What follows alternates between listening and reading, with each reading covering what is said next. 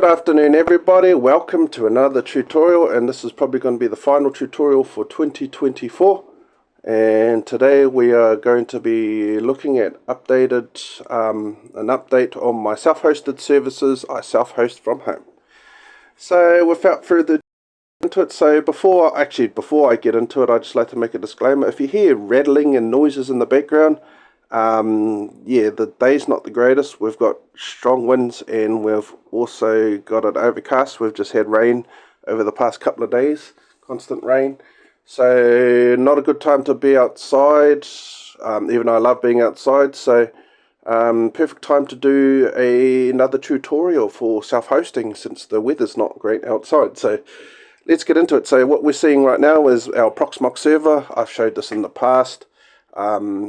This is my main box that I was self-hosting for a couple of years now, and that's still going strong, nothing wrong. The only problem is with this version of PVE, it's no longer supported, so I'll probably have to upgrade in the future, which is okay because at the end of the day I want to set the server up properly how I want to, and I'll probably implement ZFS if I do ever upgrade the server. Yeah, just because I can. So enough about that rambling. So with this box, besides the PVE, I self-host other services on it. I've showed vRoller in the past, so if we go back, hang on, go back. So what we see here is I've got two pages of applications. So my first page is my main one, but this page is my self-hosted side. So the reason why I've got applications at the top and bottom is because the applications at the bottom are from my first server, my main server. We've got vRoller, Jitsi Meet self-hosted, and we've also got a file server. So I've demonstrated those in the past tutorials on my last self-hosted thing. So I've showed vRoller in the past, so it's still going strong and up and running. I still use it for remote services. So yeah, so we've got Jitsi Meet, we've also got Jitsi Meet here. I won't be showing that because it'll expose my public IP address, which I don't want to do. Same with the file server, because that is based on my public IP address followed by the port numbers.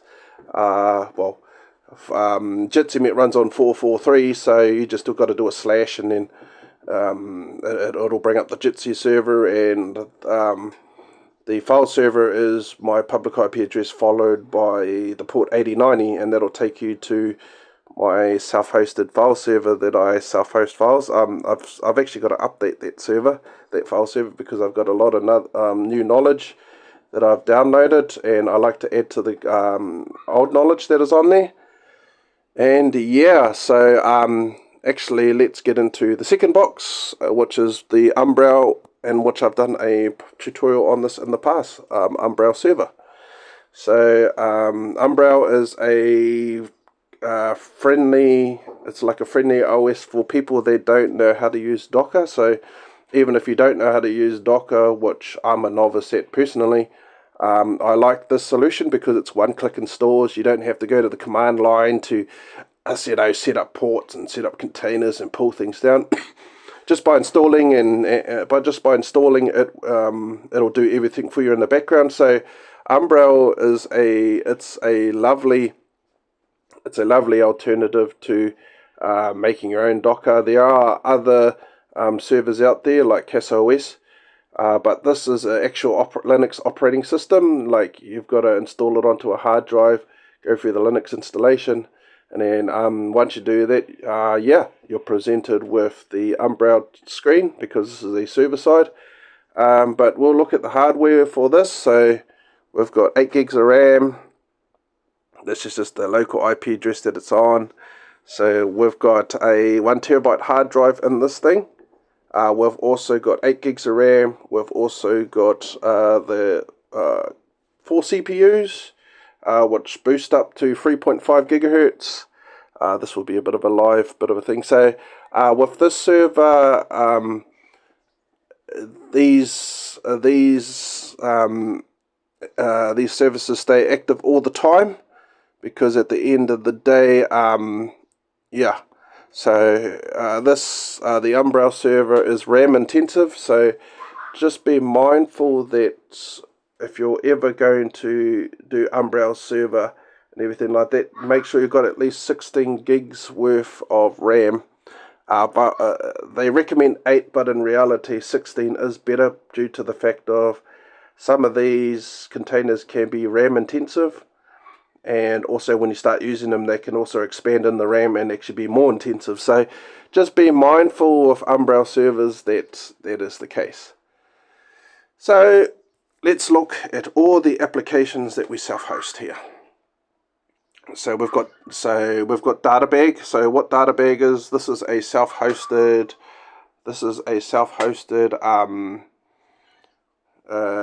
instant messaging team collaboration. So yeah, if I want to have like teammates collaborating on certain projects, Databag is a good way to do that. This is like an alternative to Microsoft Teams and all those Teams sort of type applications.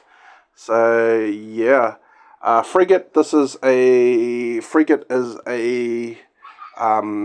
this is for surveillance cameras and all that. So if you've got surveillance cameras, this is a network video recorder. So if you've got IP cameras, you can link these to your network video recorder, which is Frigate, and this will also they should come over here, but I've got no cameras set up at this current time. I do got cameras, I just haven't set them up. So this is just the main screen with Frigate, and yeah. So yeah, Home Assistant. Yes, this is the new one, Home Assistant. So Home Assistant is this is for your smart devices. These services can also be accessed outside the internet through Tailscale. So before, what I would do is I would launch the first time I'd launch a virtual machine on the main server, and then I'd use that virtual machine to communicate with this server. But now I use, if I want to access outside the internet, I'd use Tailscale VPN, which I've done a tutorial in the past on Tailscale VPN, so I won't be covering it in detail here. But if I want to access these services and take my files on the go, even though my files stay on the server, I can stream them on the go through Tailscale. So that's Home Assistant. The libReddit, that's just a this is just if you want to browse Reddit without any tracking and all that, which is great. So if I wanted to, I do go on Reddit sometimes just to read stories, which is cool. And this is another way to do it without getting trapped. LibreTranslate. LibreTranslate, this is supposed to translate from one language to another. So if I want to translate something from another language to English, or from English to another language, I can. And this is what this Translate API does. So, and this is all self-hosted, so yeah, I don't have to worry about online services to do this when I've got a local service that could do this. That could be also accessed online too, because through Tailscale, that's the way I access all this information. So what's our next service? Our next service is Link Warden. I haven't set this up yet, but Link Warden, this has to do with bookmarking and all of that. I haven't created an account, but I can, and you can share your bookmarks through Link Warden as well if you're one of those teams and all that like sharing bookmarks for certain websites. And all that sort of stuff. So Link Warden is a secure way that you can share your stuff through your bookmarks. So it's sort of similar. It'll probably be sort of similar to Linktree. Let's go to the next self-hosted. So Mattermost. So Mattermost is another chat and team collaboration. We are logged in through my dashboard. Through the web browser. I'm actually supposed to log in using the application, but what I'm going to do is I'll probably set those applications so I can log in through the VPN, and if I'm at home, I'll just use this web-based app. I'll use the web to access these applications locally. So Mattermost, that's just another team collaboration. Another one we self-host is called Maybe. So Maybe is has to do with your finances, so you can make portfolios. You can keep a track of your finances through here if you keep on using it and adding new entries. I haven't used it fully, but this will be an application that I'll be definitely using in the future if I ever get into business. What else have we got here? So Mealies. So Mealy is this is a service where you can share meals. So this is like recipes, all that sort of stuff. You can create multiple groups and accounts, and you can share recipes and meals through this thing. If I was to ever to use these services, since they use HTTP, I would actually share the server out through Tailscale VPN, so these can be accessed securely with encryption. Because if I expose these to the internet the way they are now, unfortunately this will get taken down because it's advertised in plain text. So we've got memos, so this has to do with notes and all that. So if you want to make notes and store notes and share notes and all that, because this is another one that can create multiple accounts. This is the way to do it. Share knowledge, notes and all that. So that's another self-hosted application I self-host. So MeTube, this is a YouTube downloader. So if I wanted to, I use TubeMate on my phone, but if I wanted to download something off YouTube using someone else's device and they didn't have TubeMate installed, this is the way I'll do it, because I'll access this service through either Tailscale or if the person's on my local network, and I just have to enter this address that's on the thing right now without even logging into the Umbrella. So yeah, that's a YouTube downloader, which would be great. Mofa server, so Morpho 2 or whatever they call it. So this has to do with converting PDFs into Word documents, Word documents back into PDFs. So this is another local conversion because a lot of people, when they download PDFs, they want to edit PDFs, so I can convert users to convert their PDFs into documents. They re-download it as a Word document, they can edit it, and then they can use the software again to convert it back into a PDF and then send it out again. So if you're looking for a free file conversion from PDF to docs and back like that, or for documents, this is the way to do it. So what else have we got here? We've got my speed. So this is a speed testing server. So this, as we can see here, these are, I've set this to every 6 hours to give it a speed test, and as we can see, during different hours and different times, we're getting different speeds. So as we can have a look, at certain times we get faster speeds, because we only get 50 up, 50 down here, and at certain times we get slower speeds, but you can see the averages as well. So yeah,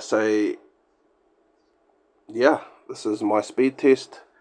The pings and all that. So yeah, that is a speed testing, just to make sure that people know about speed testing.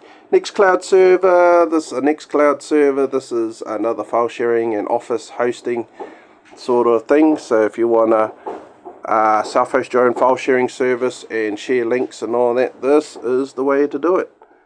So yeah, see, it says good afternoon. I'm logged in because I'm in the default, but I can create new accounts and designate them out if I share my server through VPN.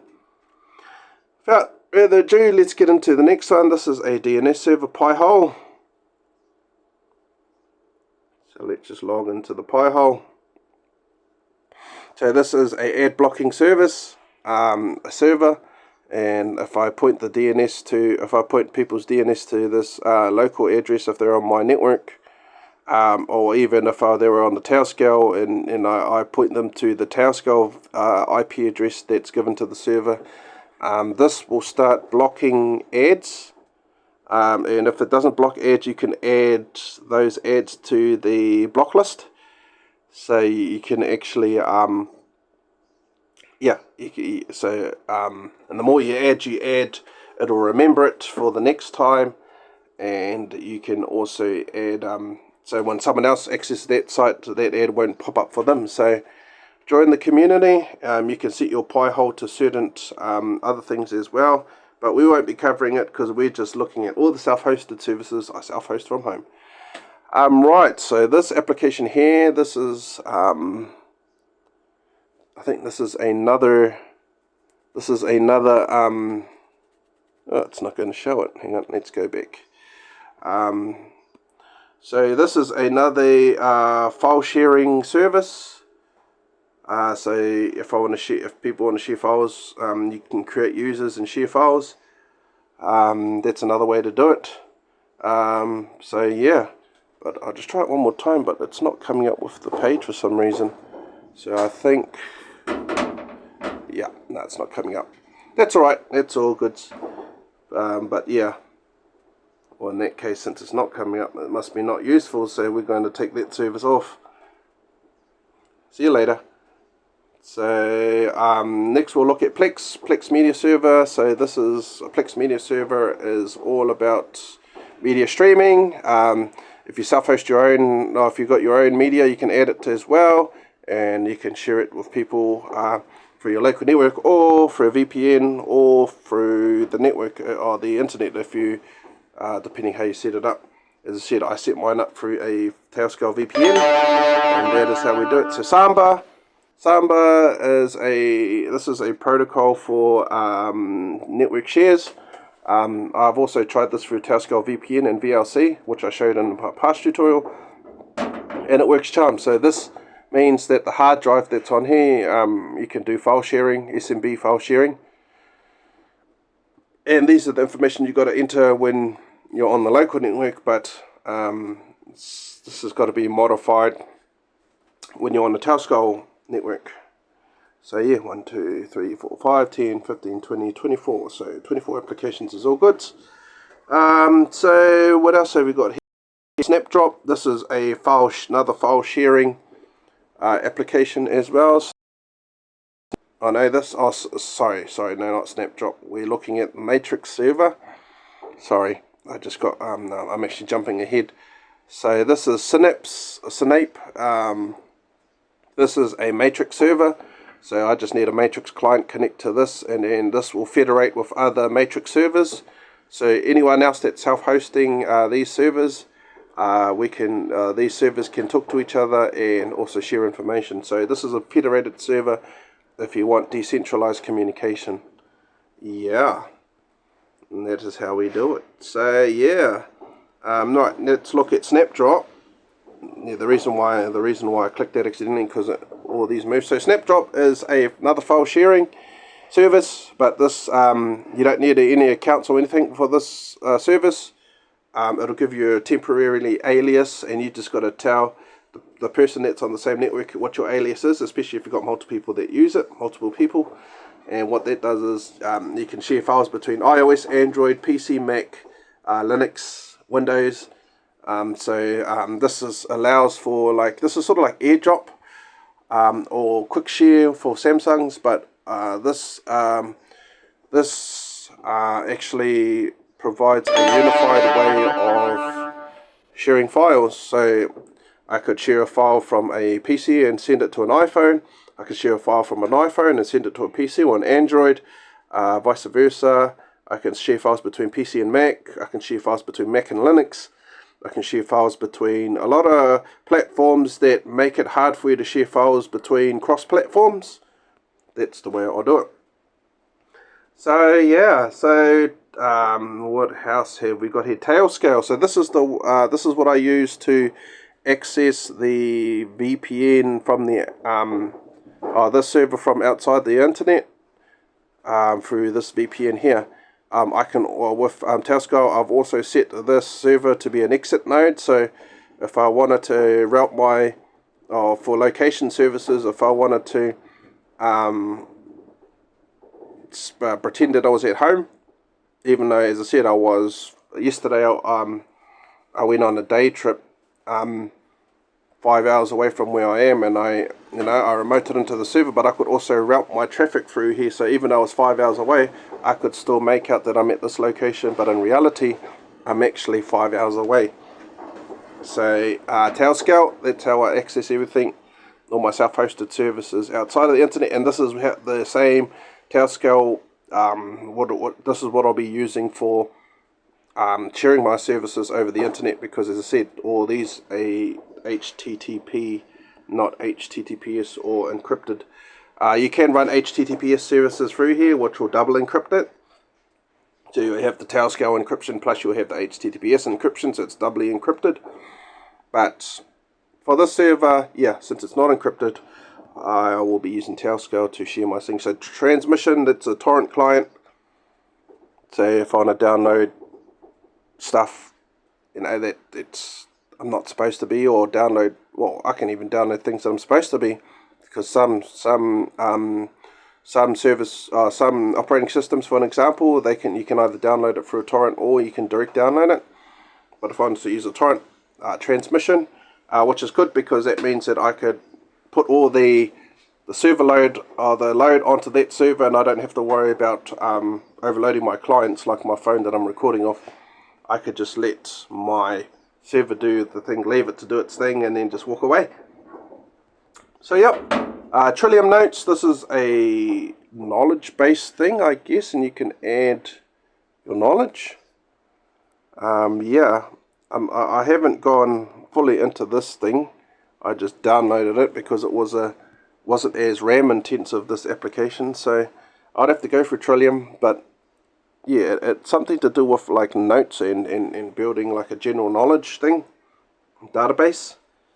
So yeah, this is I think this has to do with note.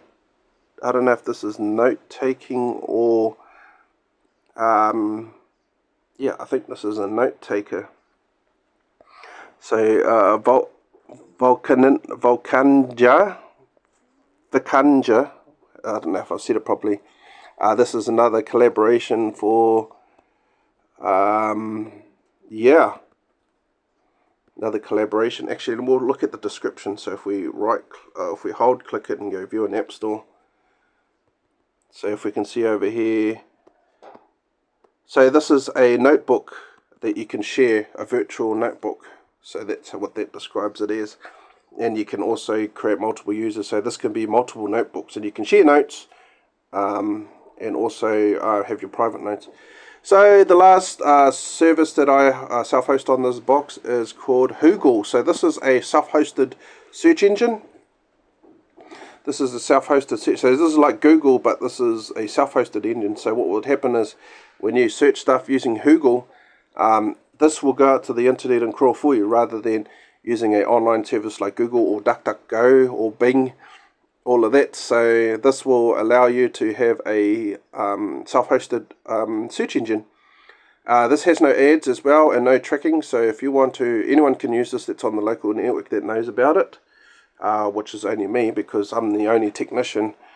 You know, a lot of the people that are with me, they don't care about techie stuff as much as I do, I guess. So yeah, so a search engine from home, which is lovely. Just to prove that this works, so we'll just, for this tutorial, we'll just we'll just search up the platform that I'm going to be uploading this to, which is YouTube. Search, and there we go. So that went out to the internet just like Google to crawl and all that, just like what Google would do. But except with this is a self-hosted engine, which is great because it'll give me the results I want, not the results that are algorithmized by Google or DuckDuckGo. Even though DuckDuckGo's got a better search engine crawling algorithm, because a lot of them don't censor as much as Google does. But Google, this is, you make the rules with this one. So I've set it to just the default. So yep, sweet as. So these are pretty much all my self-hosted services I run from home. I just want to look at the live usage again since I uninstalled that application. Oh, it's still a little bit RAM intensive, but that's fine. It's all good. We've got at least some RAM free, just in case the application. See, 1.55 gigabytes left. This is the CPU usage on the left. So this server stays up 24/7, just like my other server. As I said, I've increased my power bill, what I pay each week now, to accommodate for the server that stays up 24/7. This server is more intensive than my last server, only because when this server starts up, all the services start up as well. That's why the RAM is almost full, is because these services have got to stay started up in RAM, especially if you've got something like Home Assistant and your smart devices go to your Home Assistant, but it won't be great if your Home Assistant is not running.